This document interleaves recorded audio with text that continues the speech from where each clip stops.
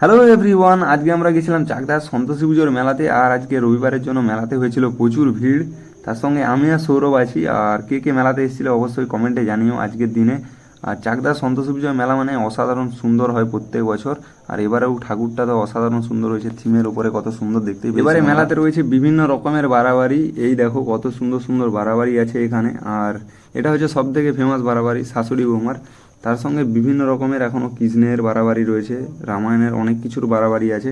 আর এই বাড়াবাড়িগুলো বিলুপ্ত হয়ে যাচ্ছে, সেগুলোকে আবার তুলে ধরা হচ্ছে এইসব মেলাগুলোর মাধ্যমে। আর এই মেলাগুলোর মাধ্যমে এইসব দেখতে পাওয়া যাচ্ছে এখন। আর এর পাশে রয়েছে মিকি মাউস, বাচ্চাদের খেলনার জিনিস সব আছে, দেখতে পাচ্ছ তোমরা কত সুন্দর লাগছে। এবারে স্টেজটা প্যান্ডেলের পেছনে করার জন্য মেলাটা অনেক বড় হয়েছে আগের থেকে। আর আগের থেকে তো মেলাতে দোকানদানির সংখ্যা অনেক বেড়েছে, আর লোকের সমাগমও অনেক বেড়েছে। মেলাটা একদম জমজমাট হয়েছে। আমরা একটু মেলার মধ্যে ঘোরাঘুরি করলাম। আর প্যান্ডেলের পেছনে চাঁদরা কত সুন্দর উঠেছে দেখো তোমরা। তারপরে ঠাকুরকে প্রণাম করে সবাই মিলে চললাম বাড়ি। আর আজকে সব বন্ধুরাই কম বেশি এসছে মেলাতে, সবার ছুটি আছে।